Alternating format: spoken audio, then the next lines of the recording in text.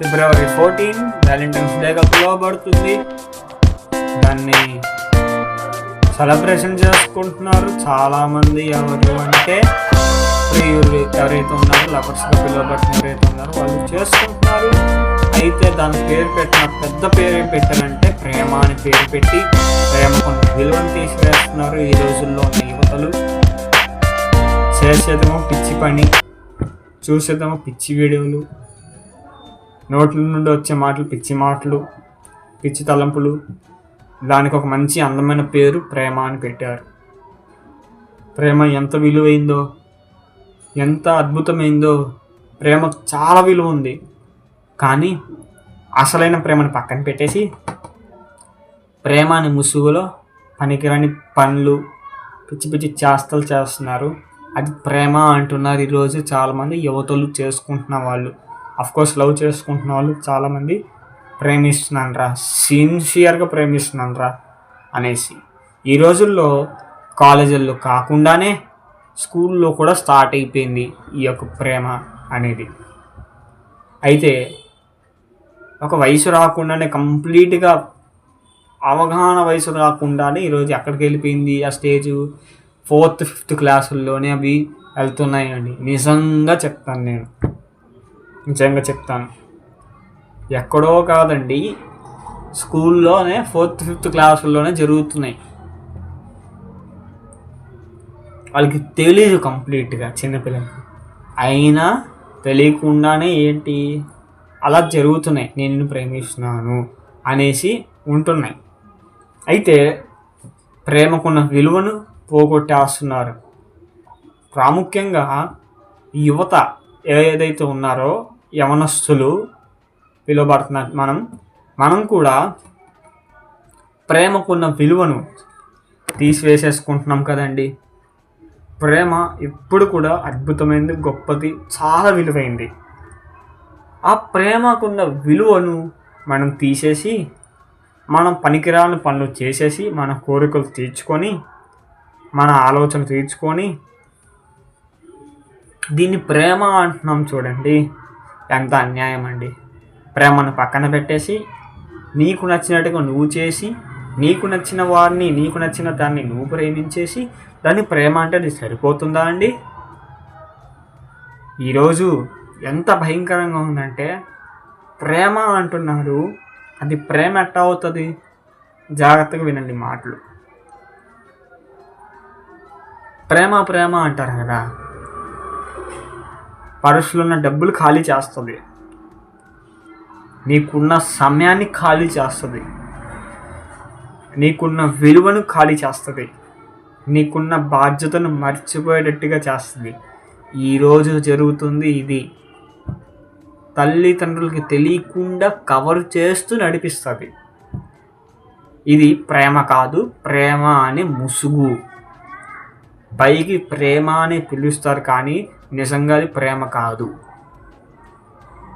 చాలా చండాలమైన పనులు చేసి, జీవితాన్ని నాశనం చేసుకొని, సమయాన్ని వృధాపరిచి, చదువుకుంటున్న వాళ్ళు వాళ్ళ చదువుని వృధాపరిచి, సమస్తాన్ని వేస్ట్ చేసేసి, తల్లిని పట్టించుకోకుండా, ఇంట్లో వాళ్ళకి సహాయం చేయకుండా, గంటల సేపు చిట్ చాట్లు చేసుకోవడం, గంటల సేపు ఫోన్లు మాట్లాడుకోవడం, ఇవన్నీ చేస్తూ బాధ్యతను మర్చిపోతూ ఇవన్నీ చేస్తుంటే దీన్ని ఏమంటున్నారంటే ఇట్స్ లవ్ అంటున్నారు.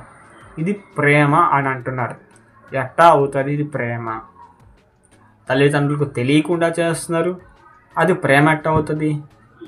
శరీర కోరికలు తీర్చుకుంటున్నారు, అది ప్రేమ ఎట్టా అవుతుంది? నీ చదువు పక్కన పెట్టేస్తున్నావు, అది ప్రేమ ఎట్టా అవుతుంది? నీ అవసరాలు తీర్చుకోవడానికి చేస్తున్నావు, అది ప్రేమ ఎట్టా అవుతుంది? ప్రేమకున్న పేరుని తీస్తారు, ప్రేమకున్న విలువను తీశారు, మొత్తం కొలాప్స్ చేసేసి, నీకు నచ్చినట్టు నువ్వు చేసేసి, నీకు నచ్చిన దాన్ని నువ్వు వాడి, నీకు నచ్చింది నువ్వు చూసి, నీకు నచ్చింది నువ్వు ఇతరులకు చూపించి, చేపించి, పిచ్చి అన్నీ చేపించేసి ప్రేమ అంటున్నావు. వాళ్ళు దానికంట ప్రపోజ్ డే అంట, ప్రామిస్ డే అంట, రోజ్ డే అంట, చాక్లెట్ డే అంట, కిస్ డే అంట, హగ్ డే అంట, ఆ తర్వాత వ్యాలంటైన్స్ డే. పిచ్చి పిచ్చి ప్రేమలందరికీ పిచ్చి పిచ్చి సెలబ్రేషన్స్ పెట్టాడు. అయితే నేను చెప్పేది ఏంటంటే, ఇప్పుడు దాకా నేను చెప్పిన మాటలు ఏదైతే ప్రేమ అంటున్నారో అది ప్రేమ కాదు. వాళ్ళ ఒక అవసరాలు తీర్చుకోవడానికి చేసేది అదొక ప్రేమ. నిజం చెప్తున్నాను, ప్రేమ ఎప్పుడు అలా ప్రవర్తించదు. ప్రేమ ఎప్పుడు కూడా ఆ తల్లిదండ్రులకి దాచడం, తన బాధ్యతను మర్చిపోవడం, తన చదువు అయితే తన చదువును మర్చిపోతారు, చదువును పక్కన పెట్టేస్తారు, సమయాన్ని పాడు చేసుకుంటారు, టైం వేస్ట్ చేస్తారు, గంటల సేపు వాటిపైన ధ్యాస పెడతారు. అంటే కాల్ చేసుకునే విషయంలో కానివ్వండి, చిట్ చాట్ చేసుకునే విషయంలో కానివ్వండి, ఇంకా ఏదైతే ఉన్నాయో లవర్స్ డే గురించి 7 days ఉన్నాయి కదా, దాన్ని సెలబ్రేషన్ చేసుకున్నాం. అది సహజంగా అయితే 7 days ఎవరు జరుపుకోరు, రోజు చేసుకునే పనులే అవి ఉంటాయి. కాకపోతే అది వేరే సందర్భంలో అది వచ్చిందే తప్ప ఆ యొక్క మన February 14 వ్యాలంటైన్స్ డే అని నిజంగా అయితే ఇది వచ్చినా రాకపోయినా జరిగే పనులు అయితే ఇవే వాళ్ళిద్దరి మధ్య జరిగేది. అయితే ప్రేమ అని పిలువబడుతున్న ప్రేమ ఎక్కడైనా ప్రేమకు ఒక్క లక్షణం ఉందో చూడండి, నాశనం చేస్తుంది. శరీరాన్ని కోరుకొని శరీరాన్ని అపవిత్రపరుస్తుంది, అది ప్రేమ. పెళ్లి చేసుకోకుండానే నీ పన్ను నువ్వు చేసేసుకుంటున్నావు, అది ప్రేమ అంటున్నావు, ఇది రైటా, ఇది న్యాయమా? నీ చదువుని పాడు చేసుకుంటున్నావు, ఇది రైటా? నీ టైంని పాడు చేసుకుంటున్నావు, ఇది రైటా? ఇది ప్రేమ కాదు, కంప్లీట్గా ఇది కామం. నీ కోరికను తీర్చుకోవడానికి, నీ ఆశను నెరవేర్చుకోవడానికి నువ్వు చేసే ప్రయత్నం కామం. దానికి మంచి పేరు పెట్టావు, కవర్ చేసుకోవడానికి ప్రేమ. ఇది ప్రేమ అంటున్నాం. అయితే అసలు ప్రేమ అంటే ఏంటో చెప్తా. ప్రేమ అంటే ఒకరి క్షేమాన్ని, ఒకళ్ళు బాగుండాలని, వాళ్ళు మంచిగా ఉండాలి, వాళ్ళు ఆరోగ్యంగా ఉండాలి, వాళ్ళకి క్షేమంగా ఉండాలి, వాళ్ళ యొక్క బాగుల్ని కోరుకునేవాళ్ళు, వాళ్ళ యొక్క క్షేమాన్ని కోరుకునేవాళ్ళు, వాళ్ళ క్షేమాన్ని కోరుకునేదే ప్రేమ. ఈరోజు నువ్వేం కోరుకుంటున్నావు? నీ కోరికలు కోరుకుంటున్నావు, నీ ఆనందాన్ని కోరుకుంటున్నావు, కానీ ఇంకేమేమి కోరుకుంటున్నావా? అన్నీ పాడు చేసుకుంటున్నావు, కానీ బాగు చేసేది ఏముందా? అదే ఇలాంటివన్నీ అసలు ఉండవండి. అయితే ఒక మంచి అద్భుతమైన ప్రేమకి ఎగ్జాంపుల్ ఎవరైనా ఉన్నారంటే యేసు ప్రభు. అయితే ఆయన ప్రేమించాడు, ఆయన అందరినీ ప్రేమించాడు, అవధులు లేకుండా, భేదాలు లేకుండా ఆయన అందరినీ ప్రేమించాడు. ఈరోజు జరుగుతున్న ప్రేమ వెనకాల పిచ్చి కార్యక్రమాలు ఏవైతే ఉన్నాయో ఆయన ప్రేమించాడు. ఆయన ప్రేమ ఏం చేసిందంటే చీకటిలో ఉన్న బతుకుల్ని, నాశనం అయిపోయిన బతుకుల్ని, ఇంకా నా జీవితం అంటే ఇంకా నేను దేనికి పనికిరాను అన్న బతుకుల్ని నా దేవుడు పనికొచ్చేటట్టుగా చేస్తుంది ఆ యేసు ప్రేమ. నిజం చెప్తున్నాను, మరలా చెప్తున్నాను, ఇంకా నా జీవితం పనికిరాదు, నేను వేస్ట్, నేను ఇంతే, నేను పైకి రాను, ఇంకా నేను అంతే, ఇంకా నా నోరు అంతే, నేను ఇంతే, నన్ను అందరూ ఎగతాలు చేస్తారు, నేను ఇలాగే ఉంటాను, నేను ఇంకా ఎదగలేను, నన్ను ఇంకెవరు మంచిగా చూడరు, ఇంకా నా జీవితం అయిపోయింది. అది ఏ రీతిగా అయినా సరే చూసుకోండి, ఏ రీతిగా అయినా చూసుకోండి, పాడైపోయింది. ఇంకా మీకు అర్థమయ్యేలా చెప్పాలంటే పోర్నోగ్రఫీకి, బ్లూ ఫిలిమ్స్కి అడిక్ట్ అయిపోయి బానిస అయిపోయి దాని బయటికి రాక అల్లాడిపోతున్న వాళ్ళ జీవితాలను కూడా ఇవన్నీ ఉంటాయండి, ఇంకా చాలా ఉంటాయి. వాటికి బానిస అయిపోయిన జీవితాలను బాగు చేసేది ప్రేమ, నా యేసు ప్రేమ. ఈరోజు అంటున్నాను నేను, నువ్వు ప్రేమిస్తున్నావు అంటావు కదా, నువ్వు ఎవరినో ప్రేమిస్తావు కదా, నీకు నచ్చిన అమ్మాయిని, ఆ అమ్మాయిని పాడు చేస్తున్నావా, బాగు చేస్తున్నావా? ఈరోజు ప్రేమ అనే విషయాల్లో క్షేమం కనిపించట్లే. ఆ యేసు ప్రేమ చూడండి, పాడైపోయిన మనల్ని, చీకట్లో ఉన్న మనల్ని వెలుగుగా చేశాడు. ఇంకా ఇంతే, ఇంకా నేను పైకి రాను, ఇంకా నా జీవితం అంతే, ఇంకా దేని పనికిరాను జీవితాలని బాగు చేసేవాడు. ఒక జీవితానికి అర్థం ఇచ్చేదే నా యేసు ప్రేమ అండి. ఈరోజు నువ్వు ప్రేమిస్తున్నావు అంటున్నావు కదా, నువ్వు అలా ఇవ్వగలుగుతున్నావా?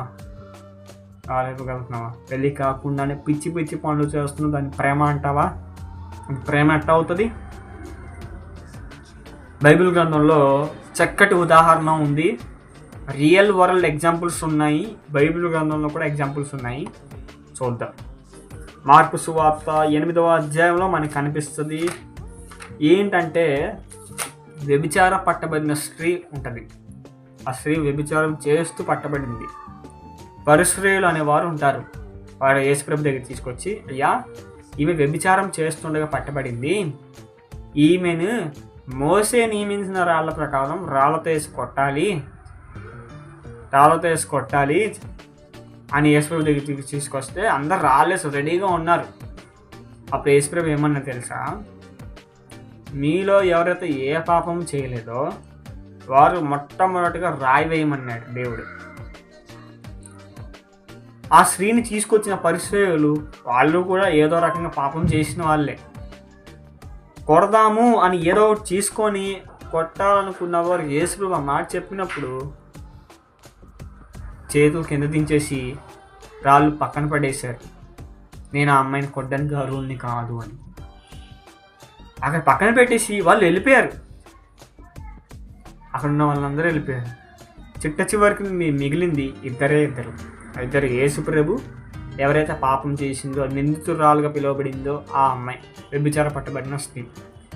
యేసుప్రభు వచ్చి అమ్మా అని పిలిచి ఎవరో నేను శిక్షింపలేదా, నేను కూడా నేను శిక్షింపను, నువ్వు ఇంక మీదట పాపం చెయ్యొద్దు అన్నాడు. చూడండి, ఆ అమ్మాయి పాపం చేస్తే ఆ అమ్మాయిని రాళ్ళతో చంపేయాలి యాక్చువల్గా అయితే. కానీ యేసుప్రభు ఏం చేశాడంటే చంపొద్దు అనేసి ఇండైరెక్ట్గా ఆ అమ్మాయికి సహాయం చేసి తాను కూడా ఏమన్నాడు యేసుప్రభు, నేను కూడా నిన్ను శిక్షించను, ఇంకా నువ్వు పాపం చెయ్యకు అనేసి యేసుప్రభు మనకి అక్కడ చెప్పారు. అక్కడ ఆ అమ్మాయికి దేవుడు ఒక అవకాశం ఇచ్చాడు. లెక్క ప్రకారం అమ్మాయి జీవితం అక్కడితో కొలాప్స్ అయిపోవాలి, అక్కడితో తన జీవితం ముగించాలి, లేదా అక్కడితో తన జీవితం శాపగ్రస్తంతో అయినా మొదలవ్వాలి. కానీ దేవుడు అక్కడ ఆమెను ఏ శాపం పెట్టలేదు, ఆమె జీవితాన్ని ముగించను లేదు.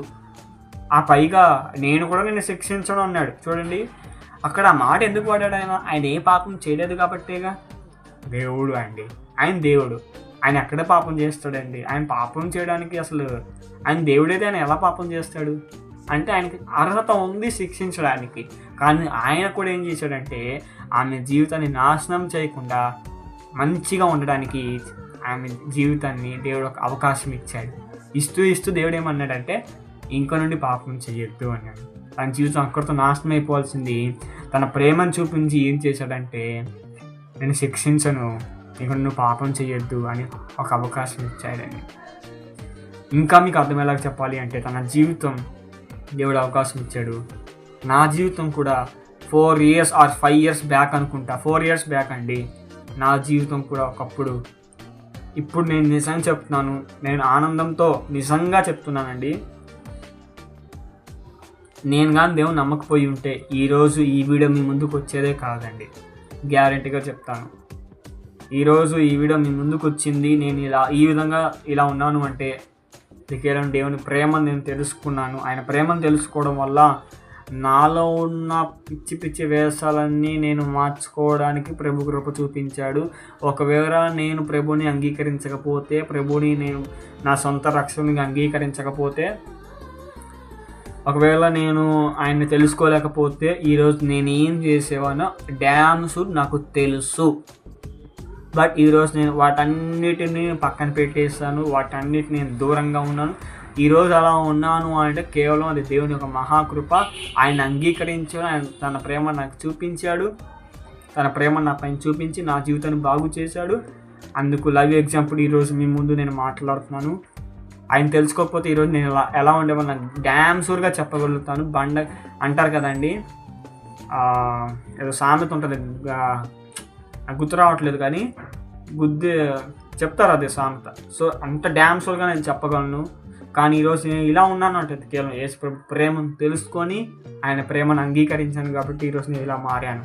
నా జీవితం ఈరోజు చాలా సాఫీగా ఉంటుంది. ఒకవేళ యేసు నేను తెలుసుకోకపోతే ఈరోజు నేను ఎలా జీవించేవాడినో, జీవితానికి వ్యతిరేకంగా నా జీవితం ఈరోజు ఉండేదండి. ఇంకొక ఉదాహరణ కూడా ఉంది, మీరు కావాలంటే యూట్యూబ్లో కొట్టండి, బెజవాడ బ్యాడ్ బాయ్ సాయి అని. ఎంత డ్రగ్స్కి అలవాటు పడిన వ్యక్తి అంటే ఆ యవనస్తుడు మేబీ 23 కూడా ఉండవు, 22 అనుకుంటా. ఆ యవనంలో తను చాలా ఎడిక్ట్ అయ్యాడు. తన జీవితానికి దేవుడు అవకాశం ఇస్తే తన అవకాశం తను తీసుకున్నప్పుడు తన జీవితం కొలాప్స్ అయిపోతుంది. తన జీవితం ఇంకంతే, అందరు అంట తన జీవితాన్ని బహు గొప్పగా జీవితాన్ని బాగు చేశాడండి. డ్రగ్స్ నుండి విడుదల ఇచ్చాడు. చాలా గొప్ప సాక్ష్యం అండి. పాడైపోయిన జీవితం, డ్రగ్స్ అంటేనే బ్యాడ్ బిహేవియర్, అతని జోలికి ఎవరు వెళ్ళం సహజంగా అయితే. అలాంటిది ఆ యొక్క డ్రగ్స్ నుండి విముక్తి ఇవ్వడానికి దేవుడు కృప చూపించాడు.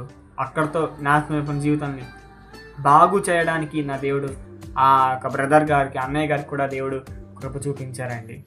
అయితే ఆ అన్నయ్య గురించి ఇంకా మీకు పూర్తిగా తెలుసుకోవాలనుకుంటే నేను యూట్యూబ్లో లింక్ డిస్క్రిప్షన్లో పెట్టాను, ఒకసారి చూడండి. ఆ దేవుడు ఆ యొక్క వ్యక్తి జీవితంలో ఏ విధంగా మార్పును తీసుకొచ్చారు అనేది మీకు అక్కడ కనిపిస్తుంది. అయితే పాడైపోయిన జీవితాన్ని బాగు చేసేదే ప్రేమ. రెండవదిగా ఈ ప్రేమ ఏం చేసింది లేదా ఏం చేస్తుంది అంటే రక్షణ లేని మనకు రక్షణను ఇస్తుంది. ఏంటది? రక్షణ లేని మనకు రక్షణను ఇస్తుంది. దేవుని ప్రేమ కూడా మనకు రక్షణ ఇచ్చింది. రక్షణ అంటే మన ఆత్మ నరకానికి వెళ్లకుండా పరలోక రాజ్యానికి తీసుకువెళ్ళడానికి తన ప్రేమను చూపించి ఆయన ఏం చేశాడంటే మన కోసం బలయ్యాడండి. అక్కడ తన ప్రేమను ఎంతగా చెప్పుకోవచ్చు, చాలా అద్భుతంగా చెప్పుకోవచ్చు. మీకు నాకు పరలోక రాజ్యాన్ని ఇవ్వడానికి తాను దరిద్రుడిగా వచ్చాడు.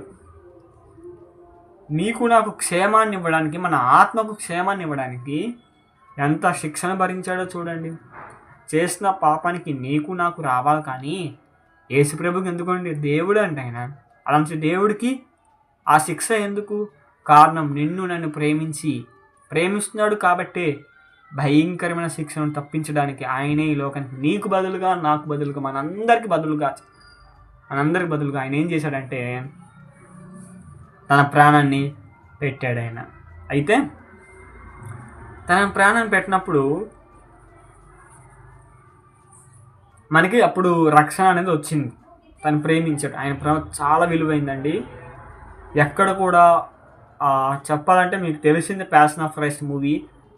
ముఖం పైన ఉమ్ము వేసుకున్నాడు, 39 కొర్రా దెబ్బలు, ముళ్ళ కిరీటం, చేతులపైన కాళ్ళపైన దేహం నిండా రక్తం, ఆఖరికి చెమట బొట్టు కూడా రక్తంగా మారిపోయింది. ఇదంతా కారణం ఏంటంటే నీ ఆత్మకు రక్షణ ఇవ్వడానికి తను ఎంత గాయపడ్డాడో, తను ఎంత శ్రమ పొందాడో మనకి బైబిల్ గ్రంథంలో కనిపిస్తుంది. ఆ యేసు ప్రేమను అంగీకరించి నీ పాపాలను ఒప్పుకొని, నీ పాపాలను ఒప్పుకొని విడిచిపెట్టి ఆయన ప్రేమను అంగీకరించి ఆయన నీ హృదయంలో అంగీకరిస్తే అప్పుడు నీకు నాకు రక్షణ వస్తుంది. అనగా నరకం నుండి తప్పించబడి పరలోక రాజ్యానికి నువ్వు నేను వెళ్ళడానికి అర్హులం అవుతాం. అయితే రక్షణ ఇచ్చింది. ఈరోజు నువ్వు ఎవరినో ప్రేమిస్తున్నావు కదా, రక్షిస్తున్నావా, పాడు చేస్తున్నావా, పాడైపోతున్నావా? నువ్వు దక్కకపోతే నిన్ను చంపేస్తానని, నువ్వు దక్కకపోతే నేను చచ్చిపోతానని, నువ్వే నా సర్వం అని ఓ పిచ్చోళ్ళలాగా తిరుగుతావు కదా. రక్షణ ఏదిదా ప్రేమ? నువ్వు చచ్చిపోతే ప్రేమ అవుతుందా? ఏం సాధించావని తన కోసం చచ్చిపోయావా? తను దక్కలేదని చచ్చిపోయావు కదా. ఎక్కడ రక్షించావు? నీ ప్రాణాన్ని కోల్పోయి మీ పేరెంట్స్కి బాధ కలిగిస్తున్నావు. ఇది ప్రేమ? నా యేసు ప్రేమ చూడండి, మనం రక్షించింది. నరకానికి వెళ్ళిపోవాల్సిన మీరు మనందరం నరకానికి వెళ్ళిపోవాల్సింది. నరకాన్ని తప్పించడానికి ఆయన ప్రేమ ఏం చేసిందంటే ఆయన బలవ్వడానికి కారణమైంది. ఈరోజు నువ్వు ప్రేమిస్తున్నావు అంటున్నావు, రక్షిస్తున్నావా? క్షేమాన్ని కోరుకుంటున్నావా లేక శరీరాన్ని కోరుకుంటున్నావా? క్షేమాన్ని కోరుకుంటున్నావా, శరీరాన్ని కోరుకుంటున్నావా? ఏది కోరుకుంటున్నావు ఒకసారి చూసుకో. మూడవదిగా ఆయన ప్రేమ ఏం చేస్తుందంటే సమానంగా ప్రేమిస్తుంది. భేదం లేదు, కుల మత భేదాలు ఏమీ లేదు. బైబిల్ గ్రంథంలో చాలా మాటలు మనకు కనిపిస్తాయి. నిన్ను వలె నీ పొరుగువాడిని ప్రేమించు, నీ శత్రువుని కూడా ప్రేమించు. అటు నిన్ను ఒక చెంప పైన కొడితే ఇంకో చెంప పైన చూపించు. అతడు 1 మైళ్ళు రమ్మంటే 2 మైళ్ళు అతనితో పాటు వెళ్ళు. చాలా మంచి మాటలు. ఒకసారి నేను చదువుతానండి, మీకు బాగా ఇంకా బైబిల్లో చూసి చదివితే మీకు ఇంకా బాగా అర్థమవుతుంది. నేను చూడకుండా చెప్తున్నాను. మత్తయి సువార్త 5వ అధ్యాయంలో మనకి చాలా మంచి మాటలు. ప్రేమ సమానంగా ప్రేమిస్తుంది, భేదాలు, కులాలు, మతాలు ఇవేం పెట్టుకోకుండా వాడు ఎలాంటి వాడైనా సరే సమానంగా ప్రేమించేది ప్రేమ. ఒకసారి చూద్దాం ఆ ప్రేమను. దేవుడు మనల్ని ఆ ప్రేమను కలిగి ఉండమంటున్నాడు. మీ శత్రువులను ప్రేమించుడి, మిమ్మును శపించు వారిని దీవించుడి, మిమ్మును ద్వేషించు వారికి మేలు చెయ్యుడి, మిమ్మును పరచి హింసించు వారి కొరకు ప్రార్థన చెయ్యుడి. చూసారా అండి, ఇదండి ప్రేమ అంటే. ఈరోజు చాలామంది ఏం చేస్తున్నారు, నీకు నచ్చిన వాళ్ళని ప్రేమిస్తావు కానీ నిన్ను ద్వేషించిన వాళ్ళని ప్రేమిస్తావా? నిన్ను 10 మంది పొగిడితే 10 మందిని ప్రేమిస్తావు కానీ నిన్ను తిట్టవాన్ని నువ్వు ప్రేమిస్తావా? తిట్టేస్తాం. కానీ అది ప్రేమ కాదు. ప్రేమించాలి, తిట్టకుండా ఉండాలి, పగ తీర్చుకోకుండా ఉండాలి. నాకు టైం రా నీ పని చెప్తా అంటారు చూడండి, అది మన నోటి నుండి రాకూడదండి. అందరినీ సమానంగా ప్రేమించాలి. ఈరోజు నిన్ను ఎవరైతే ఇష్టంగా ప్రేమిస్తున్నారో, అఫ్కోర్స్ నేను చెప్పేది లవర్స్ ప్రేమ గురించి కాదు. ఇప్పుడు ఈ ఒక టాపిక్లో ఫ్రెండ్షిప్ గురించి లేదా ఎవరికి తెలిసిన వాళ్ళు ఉన్నారో వాళ్ళు జాగ్రత్త గమనించండి. అది వాళ్ళు నిన్ను ప్రేమిస్తే నువ్వు వాళ్ళని ప్రేమిస్తున్నావు, వాళ్ళు ఒకటి ద్వేషిస్తే నువ్వేం చేస్తావు? నువ్వు ద్వేషిస్తావు. కానీ బైబిల్ ఏం చెప్తుందంటే, వాళ్ళు ఒకవేళ నేను ద్వేషించినా నువ్వేం చేయాలి? ప్రేమించాలి. ప్రేమ సమానంగా చూస్తుంది. మంచివారని కాదు, చెడ్డవారని కాదు, అందరినీ ఈక్వల్గా చూసేది ప్రేమ. తల్లిదండ్రులను చూడండి, వాళ్ళ బిడ్డలు, ఫర్ ఎగ్జాంపుల్ 2 పిల్లలు తీసుకున్నట్లయితే ఒకడు మంచిగా ఉంటాడు, ఒకడు చెడ్డగా ఉంటాడు. బట్ ఇద్దరికి సమానంగానే ఫుడ్ పెడతారు, ఇద్దరికి సమానంగానే ఏదైనా ఇప్పించే విషయంలో ఇప్పిస్తారు, ఇద్దరికి సమానంగానే చూస్తారు. అంతేగాని వీడు చెడ్డోడు కదా అనేసి వాడిని పక్కన పెట్టారు, ఈమె మంచిది కదా అలాగే వీడు మంచోడు కదా అనేసి ఈమె దగ్గర తీసుకోరు. ఎంత చెడ్డోళ్ళైనా ఇద్దరిని దగ్గర తీసుకుంటారు, ఎంత మంచోళ్ళైనా ఇద్దరి దగ్గర తీసుకుంటారు, ఈక్వల్గా ప్రేమిస్తారు. ఈరోజు నువ్వు ప్రేమ అంటున్నావు, నీకు నచ్చిన అమ్మాయిని నీకు నచ్చిన అబ్బాయిని ప్రేమిస్తున్నావు కానీ అందరినీ ప్రేమిస్తున్నావా? లే, అది ప్రేమ ఎట్ట అవుతుంది?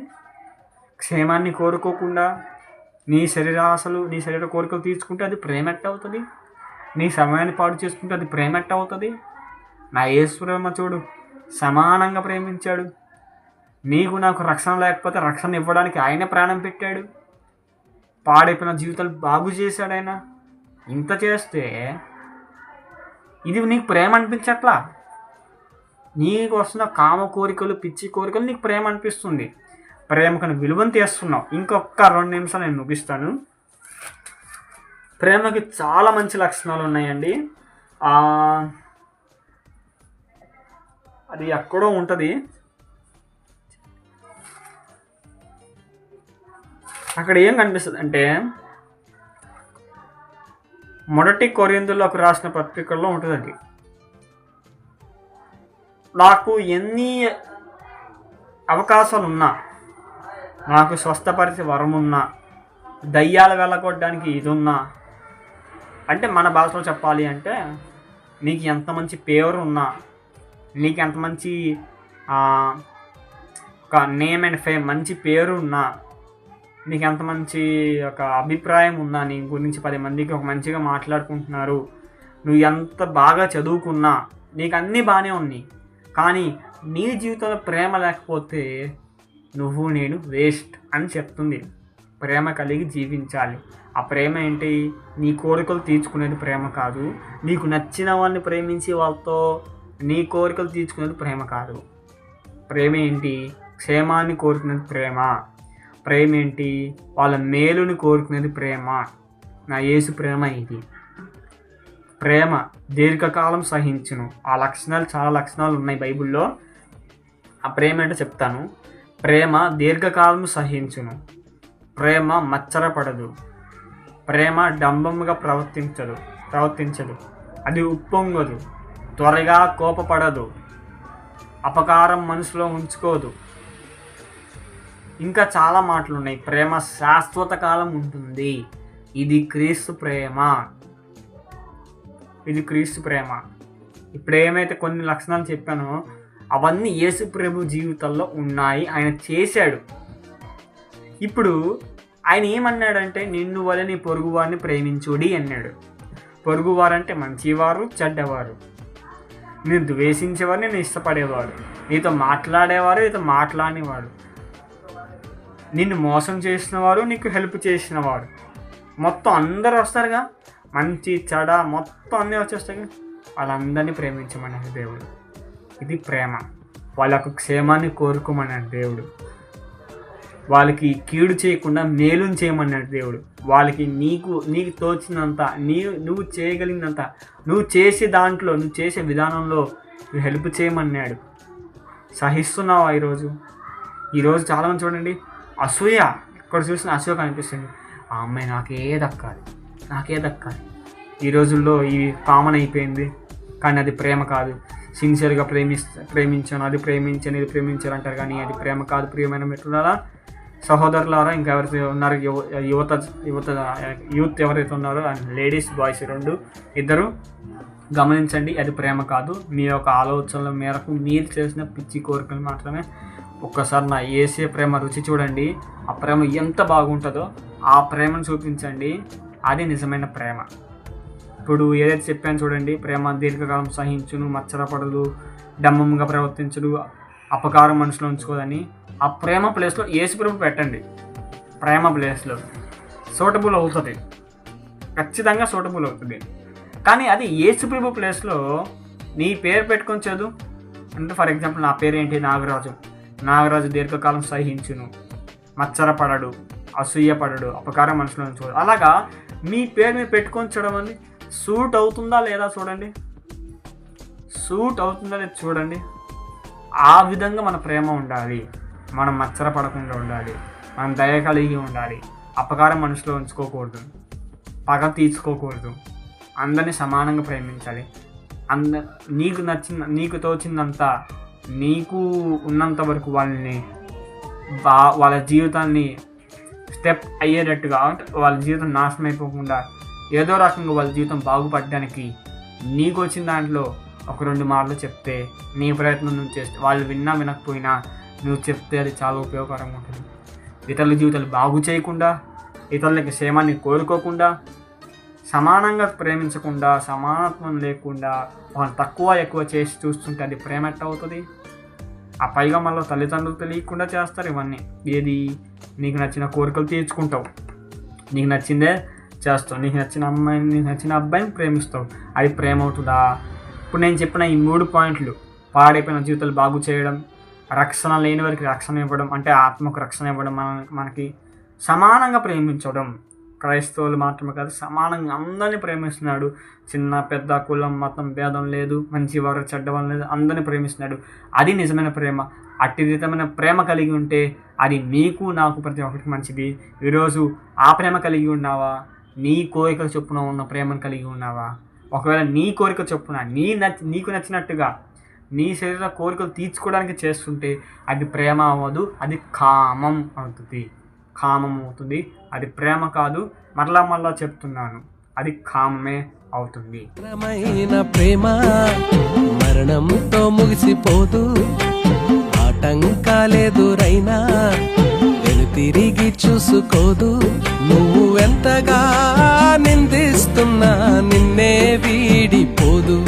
నువ్వు నిర్లక్ష్యం చేస్తున్నా నిన్నే ఎడబాయదు.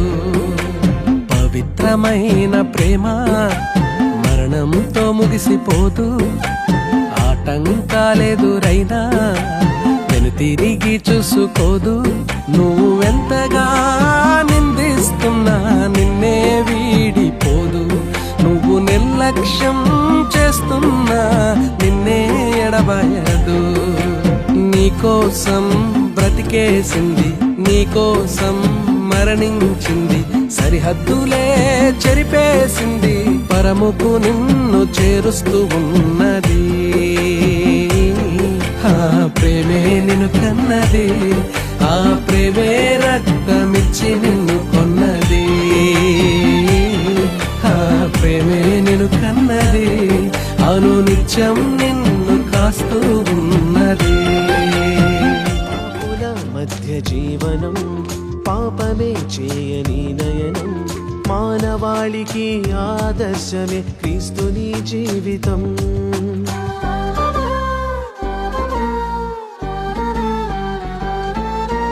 దుష్టుడేసిన బాణమే ఛేదించే ప్రభు నేత్రమే, రక్తమోడ్చిన పోరాటమే నరులకు మోక్షమే.